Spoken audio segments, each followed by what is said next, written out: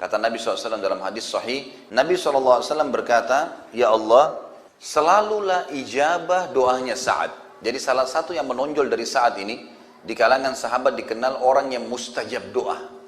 Bahkan para sahabat sangat takut kalau punya masalah dengan Sa'ad. Karena apa saja dia bilang, "Ya Allah, lakukan ini," tiba-tiba langsung terjadi. Jadi doanya mustajab, tidak pernah doanya Sa'ad tidak diijabah oleh Allah. Dan ini sebagian ulama mengatakan karena keyakinan Sa'ad yang luar biasa kepada Allah, dan dia sudah masuk Islam dari dia masih muda sehingga amal solehnya cukup banyak. Di antaranya adalah kisah tentang Usama bin Qatadah. Ini ada satu orang dari suku Abs ya, di Irak. Ini kisah sebenarnya nanti setelah Sa'ad bebaskan negeri Persia, kemudian dia dinobatkan menjadi gubernur oleh Umar bin Khattab. Ada orang-orang dari suku Abs namanya, suku yang baru masuk Islam pada saat itu. Kemudian rupanya dia ada rasa jengkel dengan Sa'ad ini, karena Sa'ad ternyata yang menembus wilayah tersebut, tapi dia sudah muslim, bernama Usama bin Qatadah. Dan orang ini diberikan julukan Abu Sa'dah. Jadi sempat suratnya sampai ke Umar bin Khattab, tapi tidak dijelaskan siapa, cuma mengatasnamakan seluruh masyarakat Irak. Umar bin Khattab pun akhirnya melihat surat tersebut.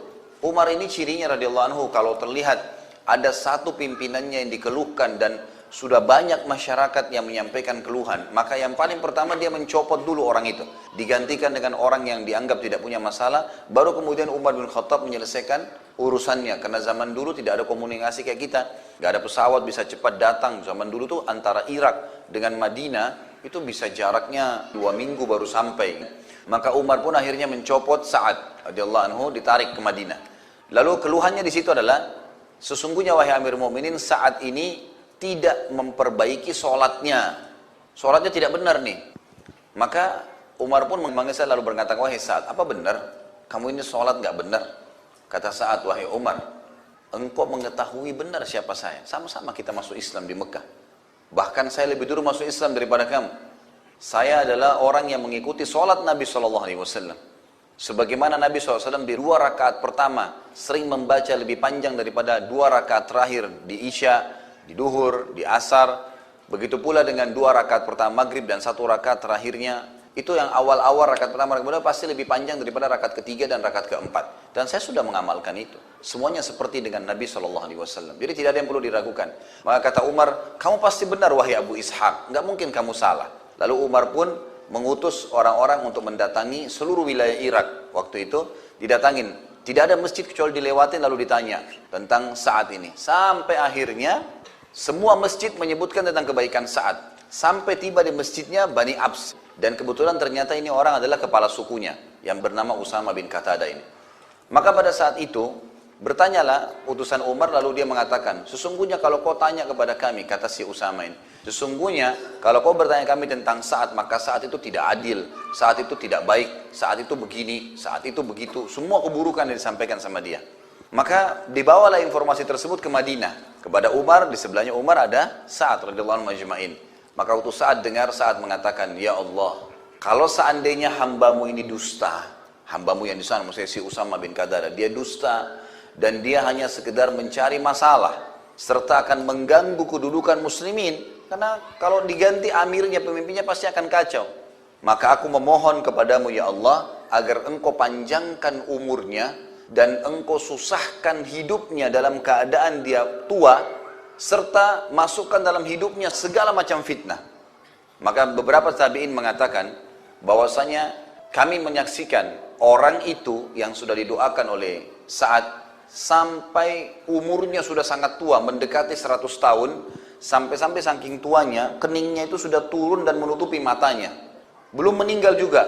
Dan orang itu dalam keadaan miskin, meminta-minta makanan di jalanan. Tadinya dia kepala suku, serta kerjanya setiap hari kalau ada perempuan lewat selalu digangguin sama dia dalam kondisi umur begitu, kena fitnah.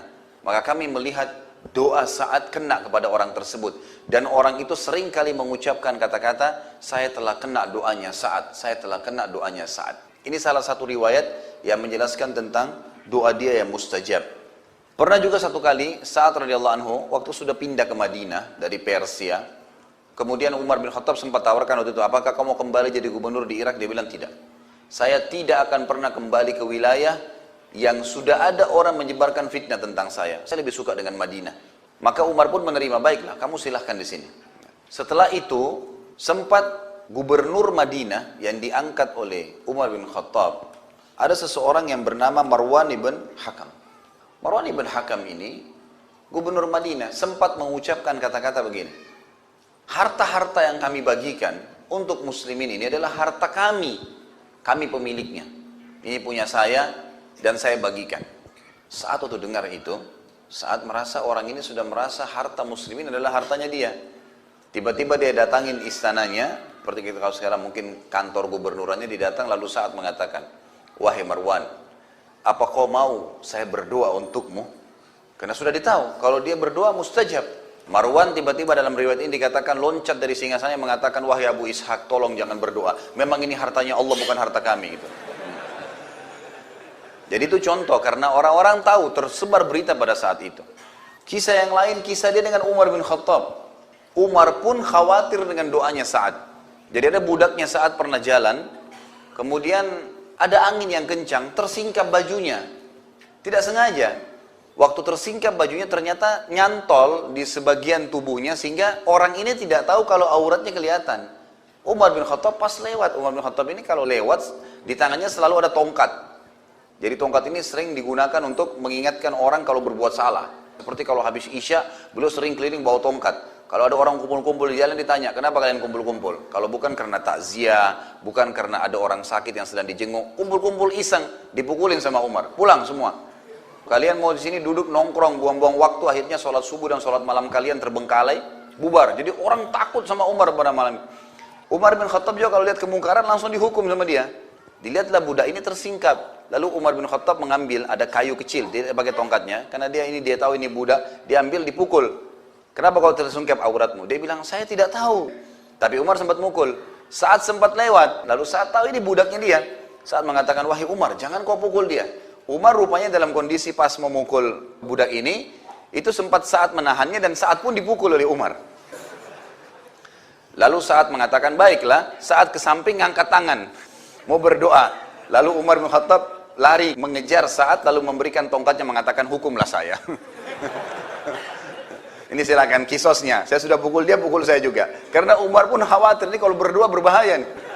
Mustajab doa. Jadi kasus-kasus seperti ini ada terjadi memang dalam kehidupan beliau. Bahwasanya beliau terkenal orang yang sangat mustajab doa. Sehingga membuat orang-orang khawatir sekali kalau sampai punya masalah dengan